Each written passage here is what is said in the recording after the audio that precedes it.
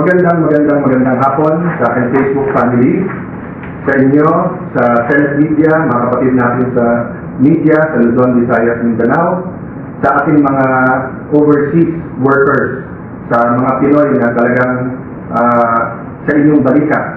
Ngayon umaasa ang ating ekonomiya. We love you, we will be fighting for you. I have received a lot of messages from OFWs. Ang main concern ay corruption. So let me start there. Kanina po, yung verse na ating pong binanggit, yung nagsasabi na, therefore you will know the truth, and the truth shall set you free. So doon tayo mag-umpisa. Gaano ka-importante ang katotohanan? So, babalikan ko lang po, no? We discussed one time why God has to be in the conversation and why we have to be on God's side. We're not talking about God being on our side kasi self-serving yun. Ang sinasabi natin, hindi siguro tama sabihin, nasa likod ko ang Panginoon, nasa likod ng kalaban ko yung Panginoon, nandun yung Panginoon sa labing isa, nandito yung Panginoon sa labing tatlo. I think safe na sabihin na ang Panginoon ay Panginoon ng katotohanan. So dapat doon tayo sa Panginoon. What I'm saying is biblical principles, di ba? Parang sinabi mong gravity, di ba? Or parang sinabi mong kung anong itatanim, yun ang ating aanihin. I mentioned biblical principles because we have to have a starting point so that although we disagree, we can agree on the goal. So kanina, I talked about truth. Can we agree that whether we talk about the parliamentary tool of walkout or we do the parliamentary tool of having no quorum, there has to be an objective. And the objective has to be truth. So sabi namin, tinitira, ginagawa ng paraan na hawakan sa liig ang Senado. Kaya iniisa-isa ang mga membro ng majority. At sabi naman ng pamila, hindi legal, moral, kung ano-anong dahilan na huwag magkaroon ng online. Of course, tinawagan na hypocrisy. Dahil kay Senator Trillanes man, kay Senator Lima, o sa maraming pagkakataon, yung mga tumutulig sa ngayon, Senator Mancilla o dating Senador, once upon a time, pinopost mo rin yan. But then we agree that whether we walk out or whether there's no quorum, we're fighting for the truth. So the question is, what is the truth and how do we get to the truth? So pag sinabing, eto totoo, si XYZ ang guilty sa flood control. Sinabi naman ng kabilang grupo, hindi, si ABC. Malay niyo po, in the end, it's not A, but it's B and C. And it's not XYZ, but it's Y and Z. And then kasama si W. So, the hearing, maging po hearing yan sa Ombudsman, sa DOJ, or Blue Ribbon Committee, are together. But it's so, dun sa nagsasabi tayo, we agree. Sa ating na-delay ang trabaho, we disagree with the majority with points. To all of us, including the minority, you have the wrong priorities. The last Blue Ribbon hearing was in January. And from January to present, there has been a lot of development.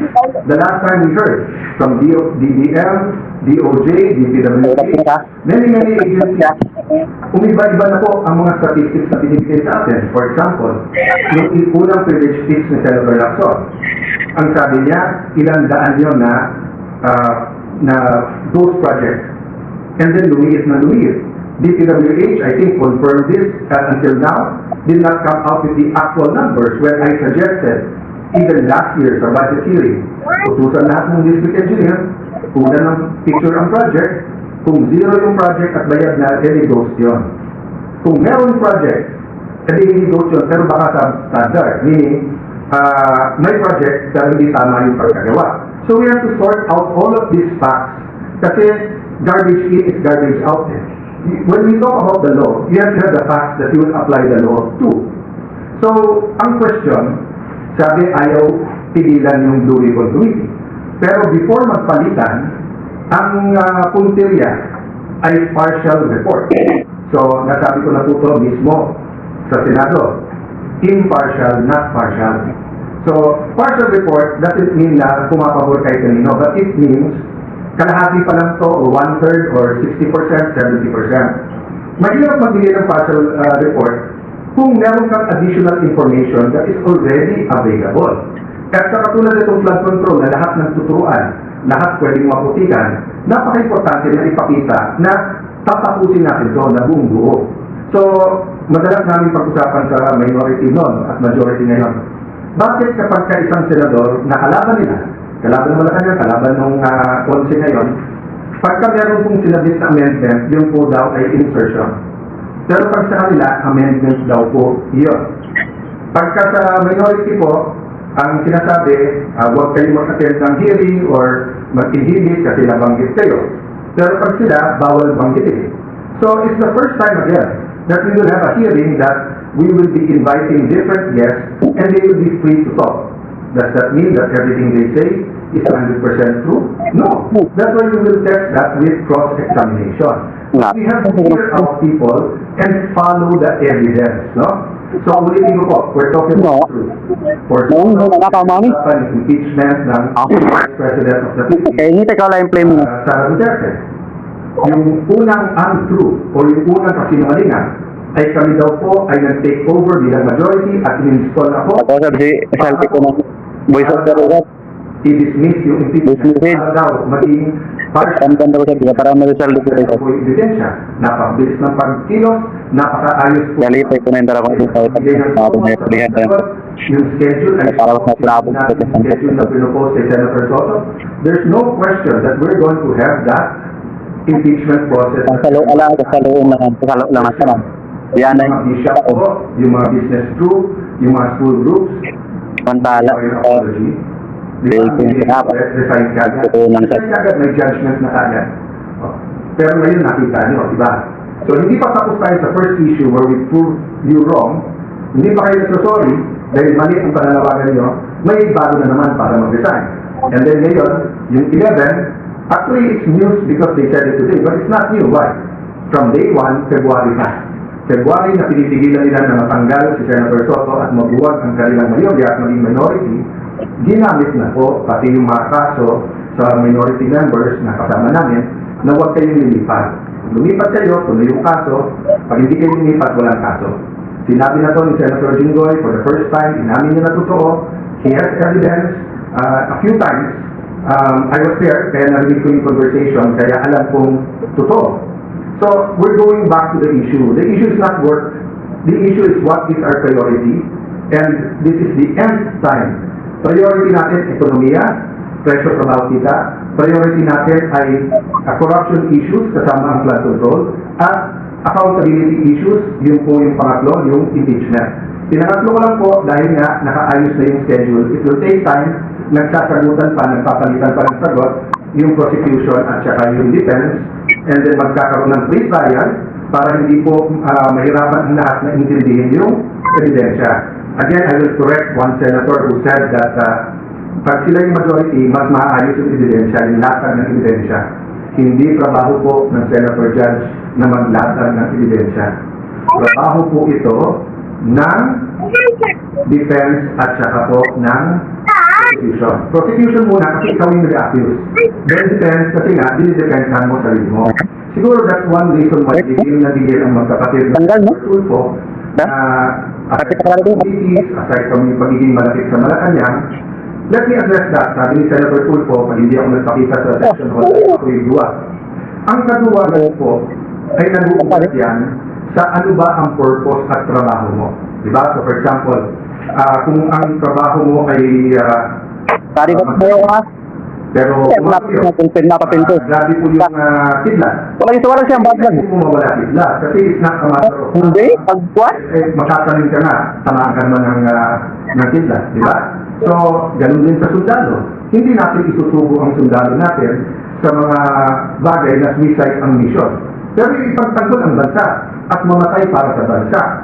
Hindi lang sundalo, dapat pati tayong mga senador. So, yung hamon mo, magpakita ako kung hindi iluwag. Para po rin sinabi, halimbawa, Senator, ikaw, maging independent ka, kung hindi, iluwag ka. You know, this is not a radio or TV program, this is not entertainment. This is the Senate of the Philippines. So we have to be more professional. Kung hindi ka lang Tulfo at kung hindi lang Tulfo, kapatid mong si Erwin, sinumbong ko na kayo. Para makasasuggest niya. Pero ang reality is, because nandiyan kayo, because you have strong voice, use it for the good of the country. There are also issues facing you. So you ask Joel Villanueva, you ask Jinggoy Estrada, you ask Chief Escudero to face it squarely, so face the issues also squarely. Huwag yung titigilan natin yung Blue Ribbon na committee and then gagawin natin personal yung lahat ng issues. There are issues facing all of us.